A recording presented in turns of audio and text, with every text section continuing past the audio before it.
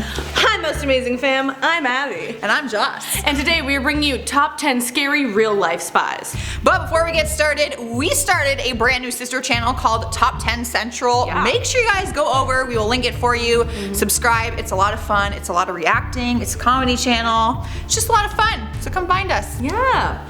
So Joss, define espionage.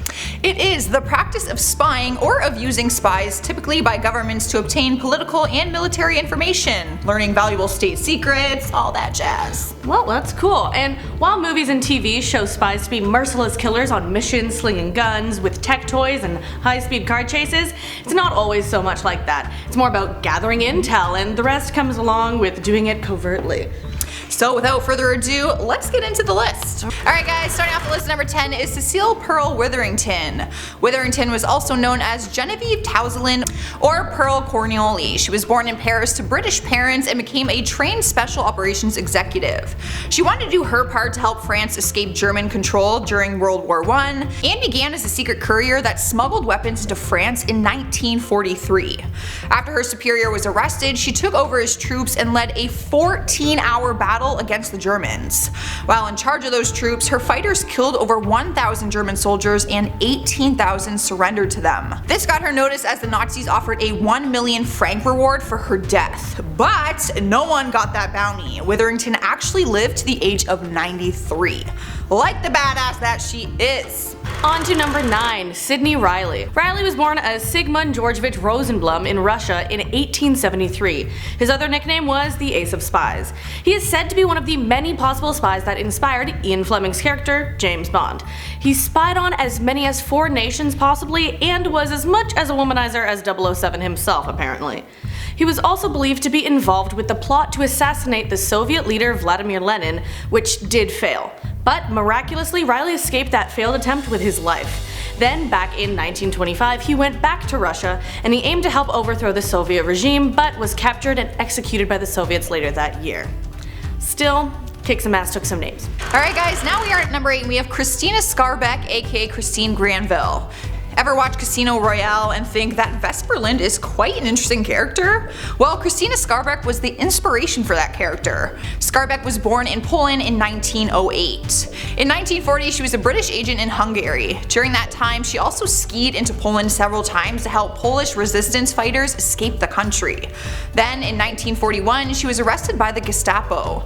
But she came up with a smart way to get herself released. She actually bit her tongue so hard until it bled and coughed hard so that it appeared like she was coughing up blood. A symptom of tuberculosis. The Germans believed she was ill and then let her go. Then over time she took over daring and dangerous intelligence missions in France. She was decorated for her services by both France and Britain. Unfortunately though, her end wasn't so nice. A rejected admirer stabbed her and she died in 1952. On to number 7, Francis Walsingham.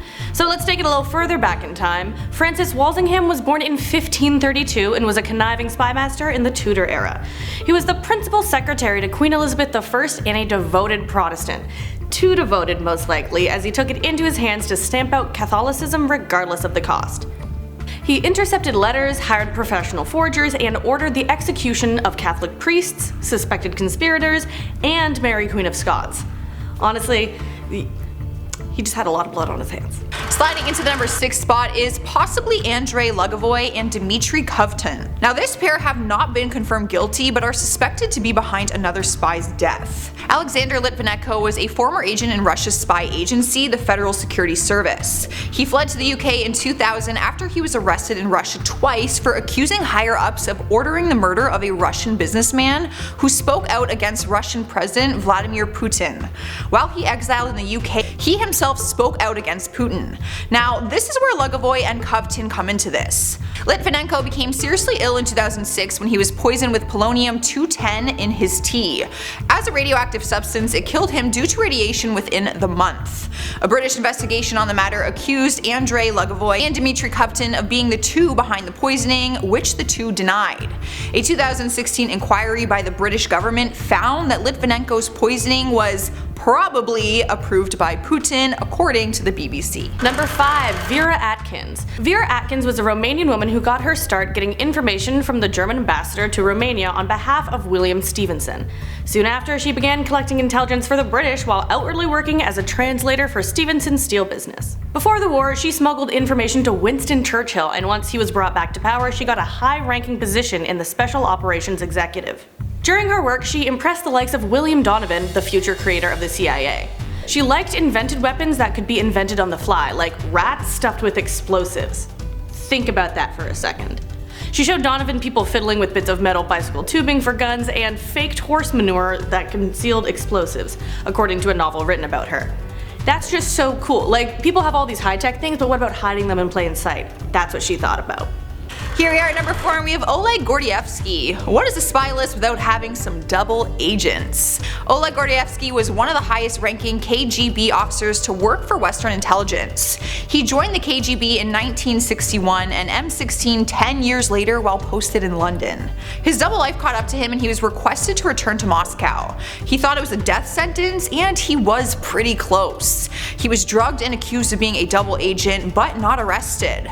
Then his life became a thrilling movie for a moment. The British helped him escape by planning an escape plan in the cover of a novel, and he was smuggled out during his morning jog in a vehicle that was modified to hide him where the drive shift would usually be. Now Gordievsky lives in the UK and has written several books on the KGB. So if you like reading, go read them. At number 3, we have Virginia Hall. This is one of my favorites. Hall was also known as Artemis in Germany as well. She was a US spy with the Special Operations Executive during World War II and later for a division of the CIA. She started out wanting a diplomatic career in America and worked at US embassies around Europe to learn languages. A hunting accident where she shot her leg at age 26 changed her plans, giving her a wooden leg from the knee down. But that came in handy in her career as a spy. She hid documents in it. Cool, I love that. So, she was a force to be reckoned with, but here are some highlights. She posed as a journalist in Vichy, France to help build the underground resistance, and escaped to Spain on foot through the mountains when the Germans took control of the rest of France. The Gestapo referred to her as the most dangerous of all Allied spies, and she was at the top of their most wanted list. She was awarded an MBE by the British in 1943 for her work, and she went back to continue her work, this time as an American spy disguised as an elderly lady. Her work included training 3 battalions of the French resistance, organizing missions to sabotage and capture the enemy, and keeping the Allies up to date with the movements of the German army by radio. She planned drop zones for supplies, identified safe houses, and trained battalions of guerrilla fighters.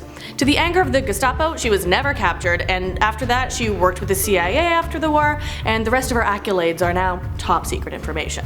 Sliding into number 2 on our list is Frederick Fritz Duquesne, the German spy. Duquesne was a German spy during both world wars. He hated the actions of the British during the Boer War. His mother and sister were imprisoned in concentration camps and both died. He turned to espionage and traded Allied secrets to German forces under the insignia of a snarling Black Panther. When you think of a spy, that was Duquesne. He reinvented himself under different names and images and even had a movie-like escape. He swam 1.5 miles through shark-infested waters to get to a getaway boat. He then fled from the British and the boat took him to the United States and got American citizenship in 1913, right before he gave passing info to the Germans in World War I. To his credit, he is said to have planted bombs on British ships while disguised as a science researcher, organized a spy ring, and faked his own death. One of the ships he claimed to have been responsible for sinking is the HMS Hampshire, the ship that was carrying Lord Kitchener to Russia. And last but not least, at number 1, we have Nancy Wake. So New Zealander Nancy Wake had a picturesque life. She married a rich man in Marseille and was accustomed to breakfasting in a large bath with champagne and caviar on toast. But when the war came, she told her husband that she would be an ambulance driver, and since France was low on ambulances, she made him buy her one. That's one way to get stuff done. So while spreading her husband's wealth and helping out in any way she could, she unintentionally began running a kind of underground railway from her apartment. The Gestapo called her the White Mouse, a woman who helped downed Allied servicemen and possible political prisoners escape to England. She had a price of 5 million francs on her head.